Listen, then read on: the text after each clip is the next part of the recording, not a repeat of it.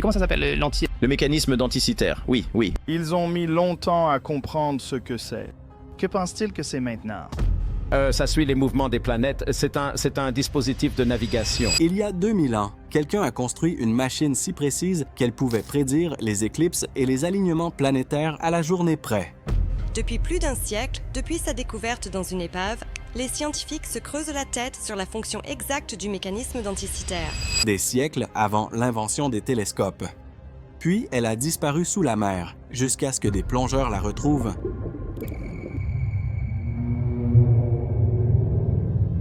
À moitié détruite, prête à réécrire l'histoire. Le secret enfoui sous léger. L'histoire commence par une tempête. À l'hiver 1900, un groupe de pêcheurs d'éponges, luttant contre une mer déchaînée au large de la minuscule île grecque d'Anticythère, a cherché refuge le long de ces falaises dentelées. Quand les vagues se sont enfin calmées, un plongeur a glissé sous la surface turquoise et a disparu plus longtemps que prévu. Il est remonté, livide, haletant, délirant à propos d'un tas de cadavres scintillant dans les profondeurs. Mais lorsque l'équipage est revenu avec des cordes et du courage, ils n'ont pas trouvé de corps, mais des statues de bronze, éparpillées sur le fond marin comme les vestiges d'un temple englouti. Parmi les débris, une masse unique de métal verdâtre a attiré leur attention. Elle semblait insignifiante, un amas de roches avec de faibles traces d'engrenages figés à l'intérieur. Personne n'aurait pu deviner que ces fragments corrodés contenaient le mécanisme le plus complexe jamais retrouvé de l'Antiquité. Lorsque les archéologues ont remonté les pièces à la surface, l'air méditerranéen a commencé à les désagréger. Les engrenages emprisonnés dans la pierre se sont encore détériorés. Ce n'est que des décennies plus tard, lorsque les rayons X et la patience ont rencontré la science moderne, que l'on a compris ce qu'ils avaient découvert, une machine en avance sur son temps. Au fond de la mer Égée, parmi les amphores et les statues, reposait quelque chose qu'on n'attendait pas des Grecs anciens, un ordinateur. Et bien que les plongeurs ne le savaient pas, le fragment qu'ils avaient extrait de la mer allait déclencher l'un des plus grands mystères de l'archéologie. La machine qui ne devrait pas exister. Pendant des années, les fragments sont restés silencieusement dans les réserves du Musée archéologique national d'Athènes, une relique parmi des milliers d'autres. Mais, en 1902, un jeune archéologue nommé Valerios Staïs a remarqué quelque chose d'étrange qui brillait à travers la corrosion. Une minuscule dent d'engrenage taillée avec précision. Il s'est penché et en a vu d'autres, imbriqués, mesurés, délibérés. L'objet n'était pas décoratif, il était conçu. Cette découverte a bouleversé les historiens.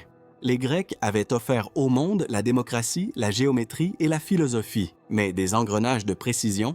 Cela relevait de l'ère industrielle, pas du 1er siècle avant Jésus-Christ. Et pourtant, elle était là, forgée en bronze, compacte et mathématique, comme si un horloger moderne avait voyagé dans le temps 2 millénaires en arrière. Aucune civilisation connue, entre Aristote et Léonard de Vinci, n'avait jamais fabriqué quoi que ce soit d'aussi complexe. Même les Romains, maîtres des aqueducs et des machines de siège, n'avaient rien laissé de comparable. Les fragments d'Anticythère semblaient murmurer l'existence d'une technologie oubliée, une compréhension du mouvement, du temps et du cosmos, mystérieusement effacée de la mémoire humaine. Pendant un demi-siècle, personne n'a su expliquer ce que c'était. Les engrenages étaient trop fragiles pour être séparés, trop corrodés pour être étudiés. Certains chercheurs ont parlé d'un astrolabe. D'autres l'ont écarté comme une coïncidence, une curiosité antique, impressionnante mais sans importance. Ce n'est que bien plus tard que les scientifiques allaient découvrir à quel point ils se trompaient. Déchiffrer les fragments? La percée n'est pas venue de nouvelles découvertes, mais de nouveaux regards. Dans les années 1950, l'historien britannique des sciences Derek J. de Sola Price s'est rendu à Athènes pour examiner les fragments de ses propres yeux. Ce qu'il a vu sous grossissement l'a stupéfié. Derrière la rouille et les dépôts marins, il a reconnu des engrenages de précision, du même type que ceux utilisés dans les horloges du 18e siècle, mais vieux de 1800 ans. Price est devenu obsédé. Au cours des 2 décennies suivantes, il a étudié chaque pièce survivante, concluant finalement que l'objet n'était ni décoratif ni simplement astronomique. Il était computationnel. Grâce à des mesures minutieuses, il a publié un article en 1974 avec une affirmation audacieuse. Ce mécanisme grec antique pouvait prédire les mouvements du Soleil, de la Lune et même les éclipses. Peu de gens l'ont cru. L'idée d'un ordinateur grec semblait absurde, comme si l'on suggérait un moteur à réaction dans la Rome antique. Mais Price avait raison. Puis, au début du 21e siècle, la technologie a enfin rattrapé sa théorie. En 2005, une équipe de l'University College de Londres et du Musée archéologique national a placé les fragments dans un scanner CT à rayon X de haute puissance, surnommé Blade Runner. La machine a épluché des siècles de corrosion, couche après couche, révélant un labyrinthe d'engrenages cachés et d'inscriptions. Plus de 3400 caractères grecs gravés si finement qu'on les distinguait à peine à l'œil nu. Ces lettres n'étaient pas aléatoires. C'étaient des instructions, un guide du cosmos rédigé de la main d'un ingénieur de l'Antiquité. L'équipe a compris qu'elle ne resterait pas simplement une relique. Elle lisait le manuel d'un ordinateur vieux de 2000 ans, qui avait autrefois modélisé le rythme des cieux. La moitié manquante. Même avec les scans CT et les inscriptions déchiffrées, le mécanisme d'Anticythère restait à moitié incompris. Parmi ces 82 fragments survivants, aucun ne révélait l'apparence d'origine de la façade. L'arrière, avec ses cadrans en spirale et ses prédictions d'éclipses, racontait une partie de l'histoire, un calendrier des cycles célestes. Mais la face avant, brisée et perdue, était tout autre chose. Des inscriptions antiques faisaient allusion aux mouvements planétaires et aux épicycles, ces trajectoires en boucle et rétrograde que dessinent les planètes dans le ciel nocturne. Pourtant, aucun engrenage correspondant à ces cycles n'a survécu. Quelque part entre l'épave et le musée, toute la section planétaire avait disparu. Pendant plus d'un siècle, les chercheurs n'ont pu que deviner comment fonctionnait cette moitié manquante, ou même si elle avait réellement existé. Pour la reconstruire, il fallait plus que de l'archéologie. Il fallait rétroconcevoir l'esprit de son créateur, un mathématicien ou philosophe qui avait su traduire la géométrie des cieux en métal en mouvement. Celui qui l'a construite comprenait non seulement l'astronomie, mais aussi la logique mécanique. Et sans cette face avant disparue, le monde ne pouvait entrevoir le génie qu'à travers des engrenages brisés et le silence. La percée du 20 et 1e siècle. En 2021, une équipe de l'University College de Londres, dirigée par le physicien Tony Freeth, s'est lancée dans une mission que des générations avant eux n'avaient pu accomplir. Reconstruire la moitié manquante du plus ancien ordinateur du monde. Il n'avait ni nouveaux fragments, ni plans secrets, seulement des bouts d'inscription, des rapports d'engrenage et les empreintes mathématiques laissées par un ingénieur disparu depuis longtemps. En s'appuyant sur ces indices, ils ont tenté de reconstituer l'ensemble de l'affichage avant, pièce par pièce, en 3 dimensions. Le processus ressemblait à un voyage dans le temps à la manière d'un expert judiciaire. L'équipe de Freeth a traduit des lettres grecques à peine lisibles issues des scans CT, des nombres, des rapports et des marqueurs planétaires que personne n'avait compris auparavant. Ils ont découvert que ces chiffres correspondaient aux périodes synodiques connues des planètes. 462 ans pour Vénus, 442 pour Saturne. C'était un code caché à la vue de tous qui leur a permis de concevoir un engrenage précis pour chaque planète. Le modèle de l'équipe révélait un cosmos en mouvement. Le Soleil, la Lune et les 5 planètes connues, chacune représentée par ses propres engrenages rotatifs, tournant tous en harmonie. L'avant de l'appareil n'était pas un affichage statique, c'était une carte dynamique des cieux. En actionnant une petite manivelle, l'utilisateur pouvait faire avancer ou reculer le temps, observant les planètes tracer leur danse ancestrale à travers le zodiaque. Quand Tony Freeth a dévoilé la reconstruction complète, elle a stupéfié aussi bien les historiens que les ingénieurs. Il s'agissait d'un mécanisme conçu 2 millénaires avant Copernic, capable de modéliser la mécanique céleste avec une précision stupéfiante. Ce n'était plus un mythe ni une spéculation. La moitié manquante avait été recréée et son objectif était incontestable, simuler le cosmos lui-même. Pour la première fois depuis 2000 ans, le mécanisme d'Anticythère pouvait à nouveau calculer le mouvement des astres exactement comme son concepteur l'avait voulu. Là où l'intelligence artificielle entre en scène.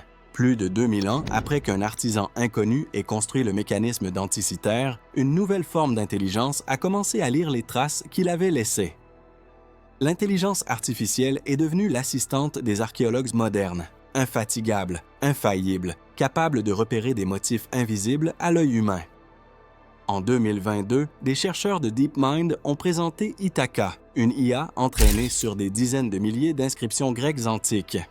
Son but n'était pas de reconstruire des machines, mais de restaurer des textes endommagés, des lettres effacées par le temps, les tremblements de terre ou la mer. Ithaka pouvait suggérer des mots disparus avec une précision remarquable, offrant aux historiens un nouveau moyen de faire revivre des voix réduites au silence depuis des millénaires.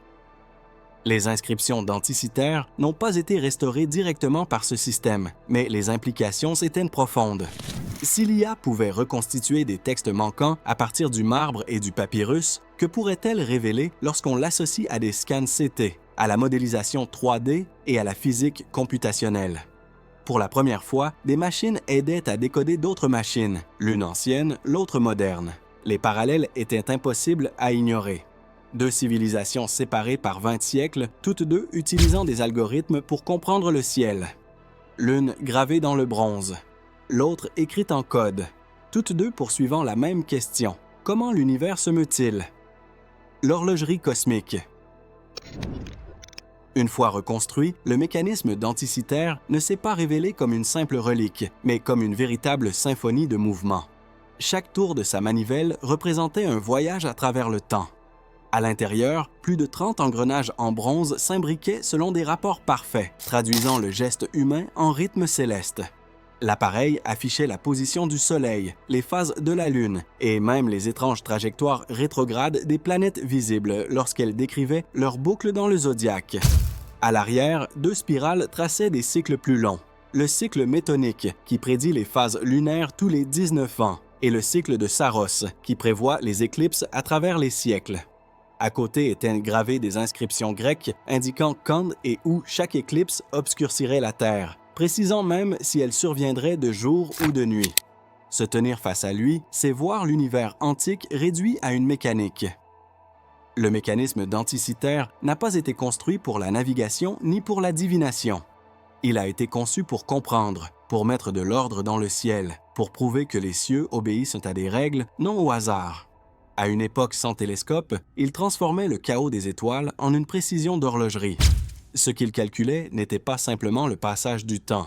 Il calculait la place de l'humanité dans un univers qui pouvait enfin être mesuré. Le débat et l'héritage.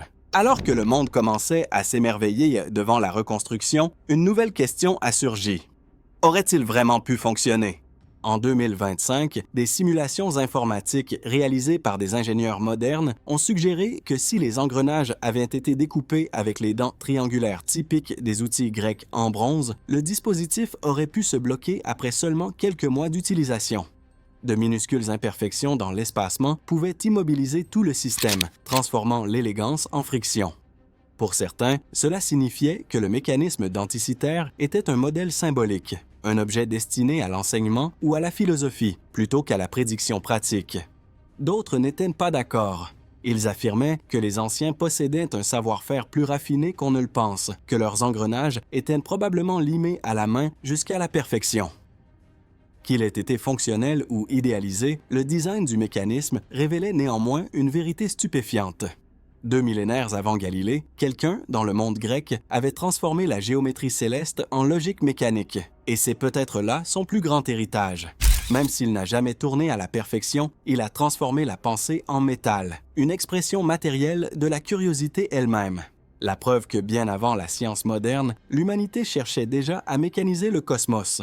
Il y a 2000 ans, une tempête a dévoilé un secret sous les eaux de l'Égée. Aujourd'hui, une autre tempête, faite de code et de curiosité, se déchaîne dans la mer numérique. Les engrenages de bronze reflétaient jadis les cieux. Maintenant, ce sont ceux en silicium. Le mécanisme d'Anticythère demeure la preuve que même en ruine, la soif de connaissance humaine ne cesse jamais de tourner.